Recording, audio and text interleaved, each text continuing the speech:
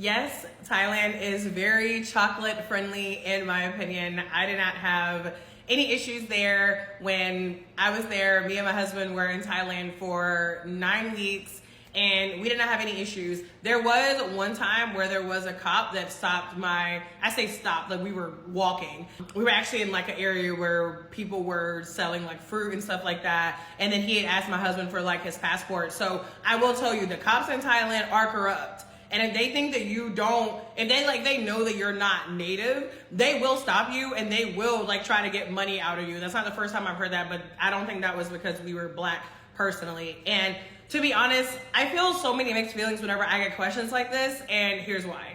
Is the United States chocolate friendly? I mean, let's be honest. And I completely understand why people ask these types of questions, and it is unfortunate that we live in a world where these are things that sometimes need to be considered in terms of, am I going to be safe if I am black? Am I going to be safe if I am a person of color, if I have darker skin, etc.? But the thing that I really want you to think about is, a lot of times you have to consider a country.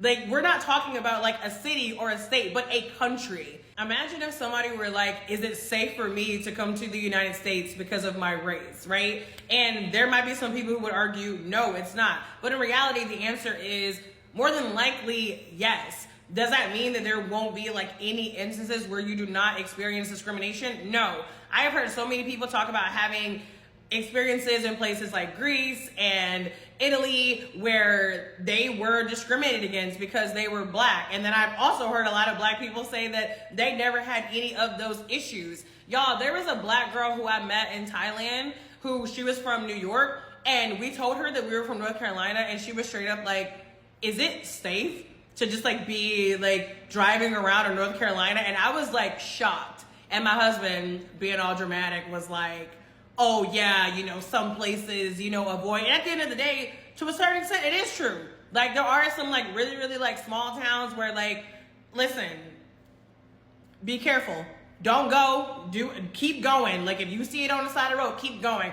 But in reality, you will probably be fine. So I don't know, that might be controversial, but I feel like not going to an entire country based off of that is a little but then even as I say that, I'm like, here I am not wanting to go to Italy or Greece. So at the end of the day, you have to make your own decision, but I didn't have any issues in Thailand.